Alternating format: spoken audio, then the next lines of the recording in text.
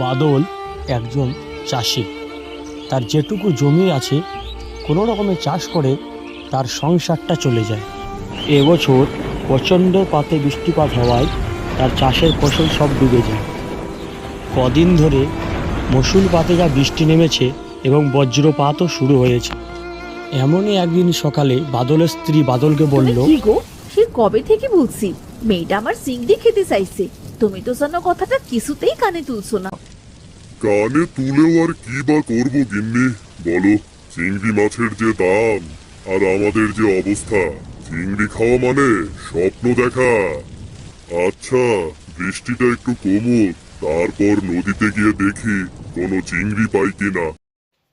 কিছু সময় পর বৃষ্টি কম হলে বাদল তার স্ত্রীকে ডেকে বলল, ও গিন্নি, ঘর থেকে জালটা এনে দাও দেখি। বাইরে বৃষ্টিটা তো কমলো, এবার নদী থেকে ঘুরে আসি। এই নাও তোমার জাল, তুমি ফিরে এলেই দুপুরের রান্নাটা বসাবো, বুঝলে?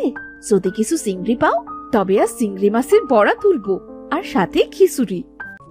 আচ্ছা আচ্ছা, বেশ। এই কথা বলে বাদল নদীর দিকে মাছ ধরার জন্য রওনা দেয় এবং মনে মনে বিড়বিড় করে কিছু বলে এবং সে নদীর মাঝ বরাবর গিয়ে জাল ফেলে। জালটা বরং এখানেই ফেলি। বাদল বেশ কিছু সময় নদীতে জাল ফেলল এবং তার জালে কোনো মাছই উঠল না। না, একটা চিংড়িও তো জালে বাঁধলো না। বাড়িতে গিয়ে মেয়েটাকে এবার কি বলবো? এই শেষ আরেকবার জালটা ফেলে দেখি তো। না, এবারও একটা মাছও জালে আসলো না। সেই সকাল থেকে জালটা টানছি। হায় সৃষ্টিকর্তা, তুমি তো একটা চিংড়ি অন্তত মেয়েটার জন্য জালে দিতে পারতে।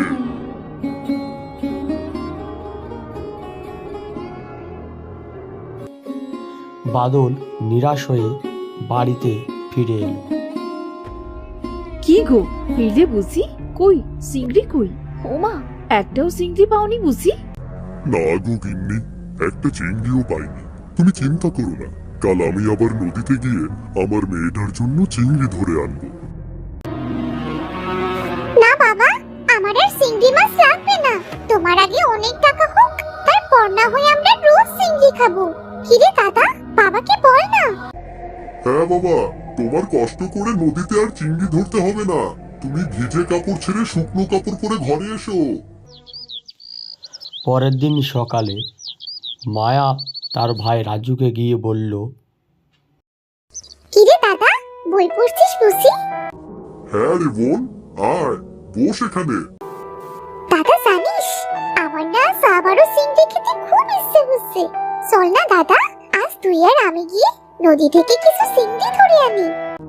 না না বোন, এখন তো নদীতে ভরা পানি, কোনো চিংড়ি পাওয়া যাবে না। শুনেছি বটতলার নিচে যে ফেলানো গর্তটা আছে না, তাতে নাকি অনেক চিংড়ি আছে। চল আজ একবার গিয়ে দেখে আসি। আচ্ছা দাদা চল, তবে মাকে কিন্তু বলা যাবে না, বললে তো যেতে দেবে না। চুপি চুপি বের হতে হবে। এই কথা বলে তারা দুই ভাই বোন মিলে বেরিয়ে পড়ল চিংড়ি ধরার উদ্দেশ্যে বটতলার ওই খালে। তবু চেষ্টা করতে তো পারো একবার, নাকি? আরে দাদা, যদি অনেকগুলো চিংড়ি মাছ পাই তবে চিংড়ির বড়া, চিংড়ির শুটকি, চিংড়ির মালাইকারি আর চিংড়ি ভাজা দিয়ে এই মেঘলা দিনে মাকে বলবো খিচুড়ি রান্না করতে। আচ্ছা বেশ, আগে চিংড়িগুলো পেয়ে তো নেই, তারপরে না হয় ওই পদের কথা ভাববো, বুঝলি? ওই দেখ দাদা, সেই জায়গায় চলে এসেছি আমরা। এবার জালটা জলদি করে ফেল, দেখি কতগুলো চিংড়ি ওঠে। রাজুর জাল ফেলার সঙ্গে সঙ্গে সেখানে ঝড় এবং জল বইতে শুরু করলো। এই দাদা, তাড়াতাড়ি জাল টান, দেখ ঝড় হইছে, এখনই বৃষ্টি শুরু হবে। আরে, জালটা তো আসছে না, মনে হচ্ছে কোনো কিছুতে আটকে পড়েছে। এবার কি হবে দাদা? দেখ, বৃষ্টি নামা শুরু করলো যে। এই তো, জালটা ছাড়ানো গেছে। তাড়াতাড়ি চল বোন, ওই বট গাছের নিচে গিয়ে দাঁড়াই।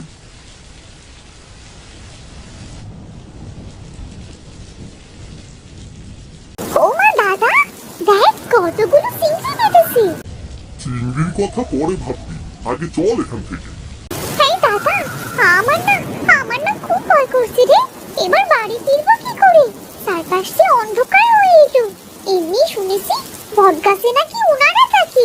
যদি সত্যি সত্যি এবার নেমে আসে। ওনারা মানে ভূতের কথা বলছিস নাকি? হ্যাঁ দাদা, ওদের নাম নিস না। শুনেছি নাম নিলে নাকি ওনারা সামনাসামনি চলে আসে। আরে ধুর পাগলি, কে বলেছে তোকে এসব কথা? আমাদের কিচ্ছু হবে না। এই তোরা কারা রে? এই ঝড় বৃষ্টির মধ্যে গাছতলায় কি করিস? তোদের কি মৃত্যুর ভয় নেই নাকি রে? দেখ দাদা, ভূত! এবার কি হবে দাদা?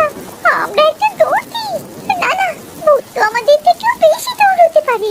এবার আমাদের কার মটকাবে। এই তুই থাম তো, এত ভয় পেতে নেই। কে তুমি? সামনে এসো। আসলে আমরা মাছ ধরতে এসে বৃষ্টিতে আটকে পড়েছি। ও বুঝলাম।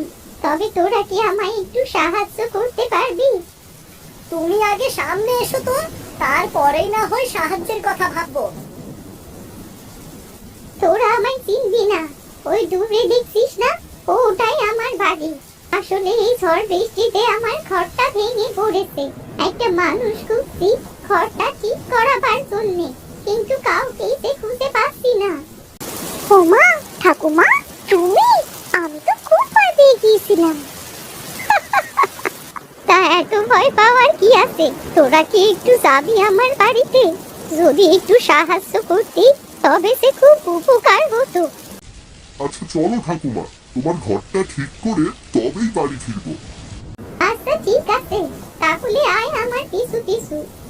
দাদা, এই বুড়িটাকে আমার সুবিধে মনে হচ্ছে না। যদি ডেকে নিয়ে আমাদের সব মাছ খেয়ে খার মটকে দেয়, তখন কি হবে রে? আরে না, কিচ্ছু হবে না। চুপচাপ হেঁটে চল। তাছাড়া বৃষ্টিতে এভাবে ভেজার চেয়ে বুড়ির সাথে যাওয়াই ঠিক, বুঝেছিস? এই দেখ, এইটাই আমার বাড়ি। ওই চাল ফুটো হয়ে ঘরের ভেতর পানি পড়ে। শান্তিতে একটু ঘরেও থাকতে পারি না। চালের উপরে উঠে চালটা একটু ঠিক করে দিবি? হ্যাঁ ঠাকুমা, দাঁড়াও, আমি এক্ষুনি তোমার ঘরের চাল ঠিক করে দিচ্ছি। ঠাকুমা, এবার দেখো তো তোমার ঘরে জল পড়ে কিনা। একদম ঠিক আছে, আর কোনো পানি পড়ছে না। এবার নেমে আয় রে, খুব বড় উপকার করলি বাসা। আয় ঘরে আয়। দাদা, বৃষ্টি তো এখনো থামছে না। বাইরে খুব বৃষ্টি আর বজ্রপাতও হচ্ছে। এবার কি করে বাড়ি ফিরবো? এই ঝড় বৃষ্টির ভেতরে বাড়ি যাবে কিভাবে? বৃষ্টি থামলে তবেই বাড়ি ফিরিস। তোদের দুজনার মতো আমারও নাতি নাতনি আছে। ওরা তো আমার কাছে থাকে না, অনেক দূরে থাকে। তবে ওরা মাঝে মাঝে বেড়াতে আসে। ও বুঝলাম এবার। আচ্ছা ঠাকুমা, তুমি কি বাড়িতে একাই থাকো নাকি? একা নয় তো, আমার সাথে কে থাকবে শুনি? আপন বলতে যে আমার কেউ নেই। তোমার একা থাকতে ভয় করে না? ভয়? ভয় আবার কিসে? আমার ওসব ভয় টয় করে না। সারাদিন ধরে তোদের সাথে জমিয়ে গল্প করবো ক্ষণ। ঠাকুমা, জালটা তবে এখানে রাখলাম গো। যা রেখে যা, আর আমিও আমার হাতের কাজটা সেরে নিই।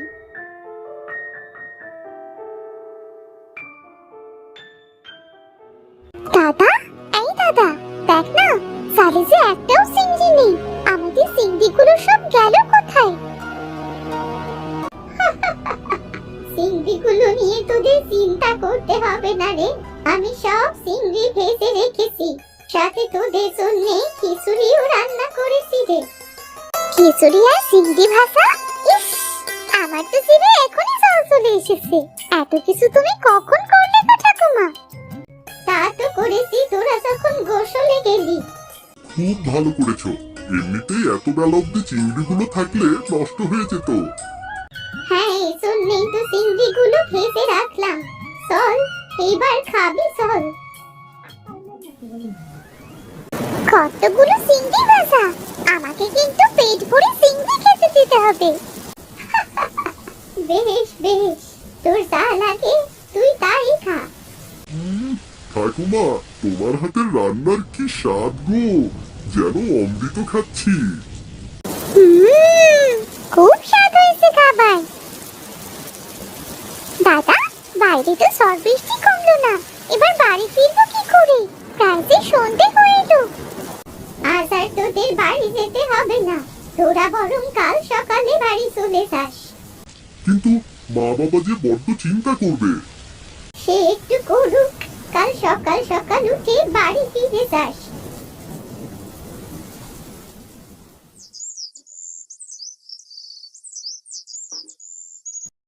পরদিন সকালে মায়া ও রাজু ঘুম থেকে উঠে বাইরে বেরিয়ে এলো। তোদের ঘুম ভাঙলো বুঝি?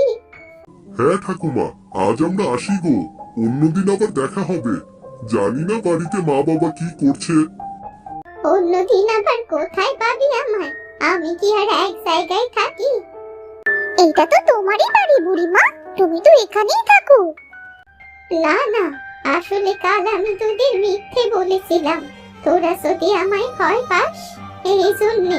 আমি কোনো সাধারণ মানুষ নই রে, আমি তো একটা পেতনি। কি যা তা বলছো? ওগো ঠাকুমা, তুমি কেন পেতনি হতে যাবে?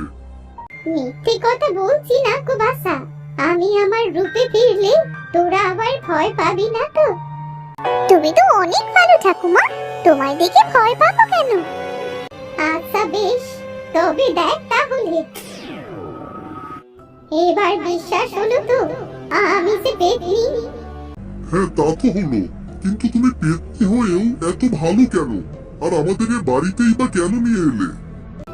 আসলে কাল তোদের দু ভাই বোনকে ওভাবে ভিজতে দেখে আমার খুব মায়া লাগছিল, আর তাই তো তোদের মানুষ রূপে তোদের এই বাড়িতে নিয়ে আসি।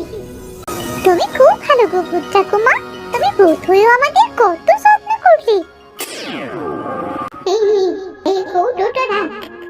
এটা কিসের কৌটা গো ভূত ঠাকুমা? এখানে কিছু চিংড়ি মাছের খাবার আছে।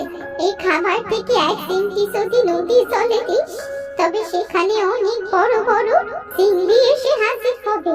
এটা মায়াবী চিংড়ি খাবার। সেই চিংড়ি বিক্রি করলে দেখবি তোদের সংসারটাও দেখবি ভালোভাবে চলে যাবে। এতটুকু খাবার? এতটুকু খাবার তো কি হয়েছে, সারা জীবনে ওই খাবার ফুরবে না গো। এই কৌটোটাকে ধর। তোমাকে অনেক ধন্যবাদ গো ভূত ঠাকুমা, আজ আসি তাহলে আমরা। রাজু এবং মায়া ভূত বুড়ির বাড়ি থেকে বিদায় নিয়ে তাদের বাড়ি ফিরে এলো এবং বাড়ি ফিরে এসে দেখে তার মা এবং বাবা খুব কান্নাকাটি করছে। কোথায় গেল আমার ছেলে মেয়ে দুটো? খুঁজতে তো আর কোথাও বাকি রাখিনি। ওগো, আমার ছেলে মেয়ে দুটোর কি হলো? ওরা কি আর কখনো ফিরবে না? মা, তুমি এত কাঁদছো কেন? এই দেখো মা, আমরা ফিরে এসেছি। তোরা তোরা এসেছিস? কোথায় ছিলি কাল থেকে? সে অনেক লম্বা ঘটনা মা, দাদার কাছ থেকে শুনে নাও। দাদা, দাদা বল না বাবা মাকে। আমরা কত চিন্তা করছিলাম জানিস তোরা? এটা অন্যায় সেটা বুঝতে পারছি বাবা, তবে আমরাও যে বিপদে পড়েছিলাম। কি বিপদে পড়েছিলি বাবা? এরপর রাজু তাদের সাথে ঘটে যাওয়া সমস্ত ঘটনা তার মা এবং বাবাকে সব কিছু খুলে বলল।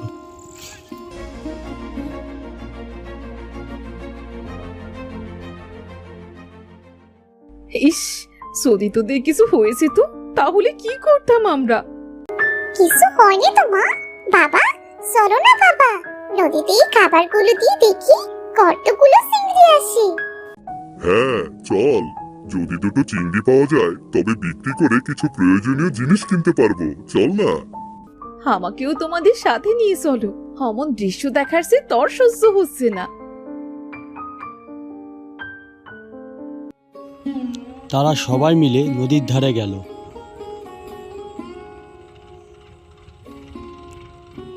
রাজু তার কৌটো থেকে এক চিমটি দিতেই সেখানে চিংড়ি মাছে গোল হয়ে এক জায়গায় দাঁড়িয়ে গেল। হ্যাঁ তো চিংড়ি, মা গো মা, এই যেন মনে হচ্ছে নদীর সব চিংড়ি এখানে এসে হাজির হয়েছে। এরপর বাদল ও রাজু একে একে সব চিংড়ি ধরে বাড়িতে নিয়ে এলো। বাবা গো বাবা, এত বড় চিংড়ি, এত বড় চিংড়ি তো আমি কখনো দেখিনি। মা শোনো, আজ কিন্তু এই চিংড়ি ভর্তা, চিংড়ি ভাজি, চিংড়ির মালাইকারি করবে।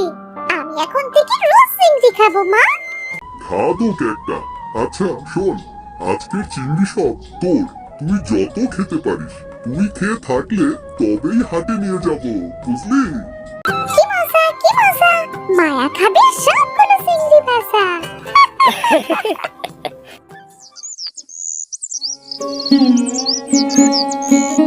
এরপর বাদল ও রাজু একসাথে চিংড়ি ধরে হাটে বাজারে বিক্রি করত।